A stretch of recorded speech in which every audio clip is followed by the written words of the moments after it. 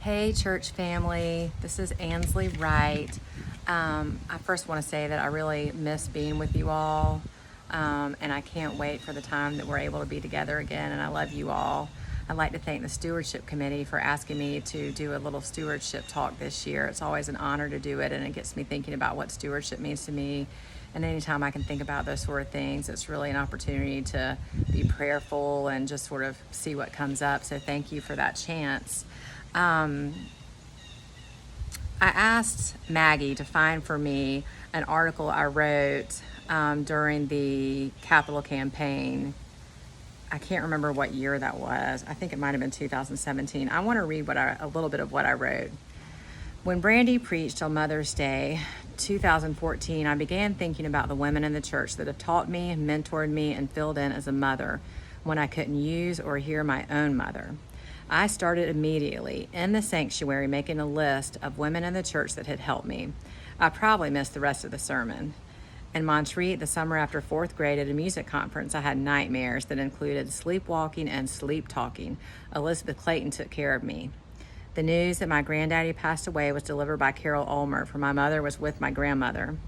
The night my parents told my brother Keith and me that they were divorcing, I wanted to be with the Tompkins family. I remember sitting in Jennifer's room, talking with Susan and Jennifer and reading the Bible. Even poor lock-in chaperones like Thad and Leanna McCord helped to go through large trash cans in search of my retainer that I lost more than once. Like most Sundays on this Mother's Day, I was sitting in the pew with my 96-year-old, she was 96 at the time, my 96-year-old grandmother, my mother, and my daughter, which is a privilege and sometimes emotional. I started to wonder who will fill in for my grandmother when she is gone and will be a mother to my own mother. Who will fill in again for my mother when she has left the earth? And finally, which of my peers will fill in for me with my children as they are growing up when they cannot hear me or I cannot physically be there? The love of our church from the people of our church has been demonstrated to me over and over as a child of the church, through some tough teenage years that were not easy, into adulthood and now parenthood. I trust it will continue to show up in special moments like the ones God orchestrated for me. I was reflecting on this and thinking about what's happened since I wrote this and my grandmother died. She was 99, almost 100, but she thought she was 100 and we didn't tell her any different. And I noticed after she died that there were a couple women younger than my grandmother but older than my mother, two in particular. One is still a part of our church. She's a spry little lady involved in everything, and many of you probably know who I'm talking about, and her friend who has since moved. I noticed them showing up and just kind of being around my mother more often. And of course, Mike and I, we had Carolyn, our third baby. She'll be 2 November 8th, and that was a time when I wasn't able to be with my children. And the women who have taught me, mentored me, they stood up and they filled in. And these are the women that I want to be like when I grow up. And they serve with joy. They serve with joy. I made a list of things that my family, including my children, have gotten to do through the church as part of our mission and outreach programs. And my children are 9 and 7, almost 7, and they've been doing these things for years. We start the kids so early here with this stuff. It's great. So they've gotten to participate in Triune, which is a soup kitchen where we make a spaghetti dinner and serve the homeless community there. Habitat for Humanity, Gain, I think that has a new name. I can't remember what it is. They have helped pack backpacks for Dunbar Buddies.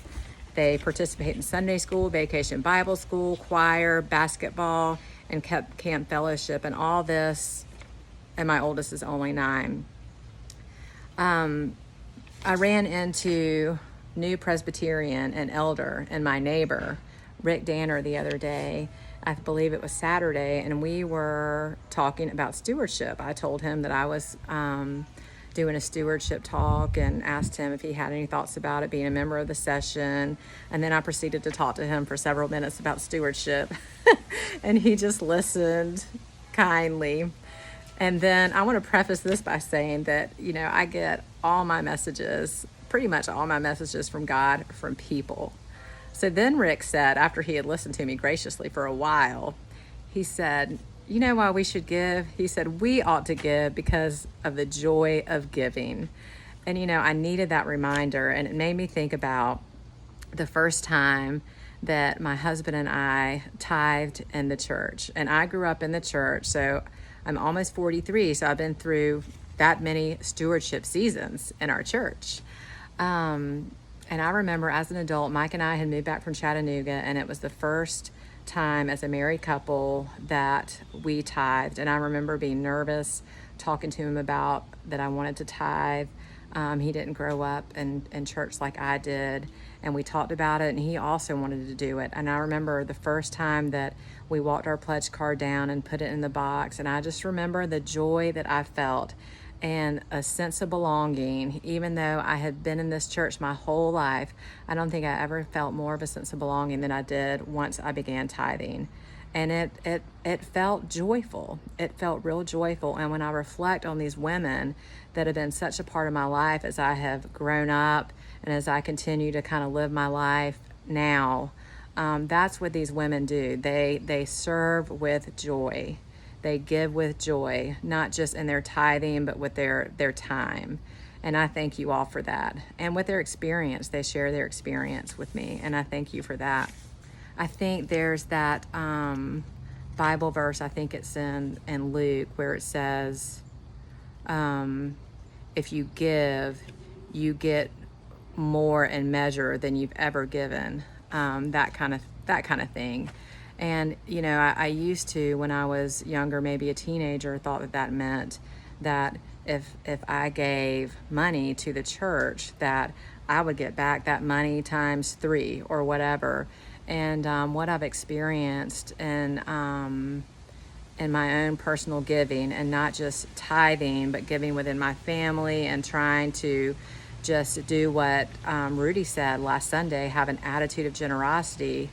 I am the one on the inside that is changed and transformed, like Al Masters talked about in his article.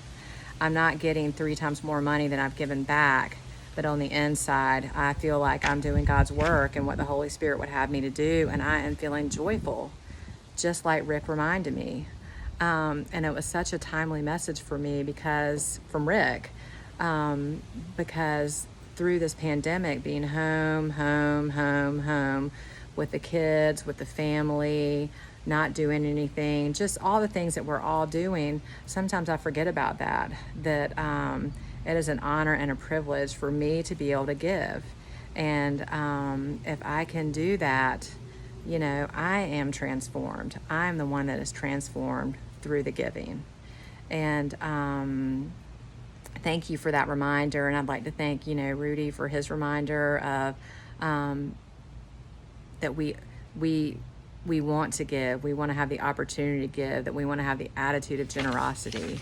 And I hope that you will join us in filling out your pledge card this year so that we can continue to serve those around us. We can continue to use these relationships within the church to reach out and love others in our community and the world.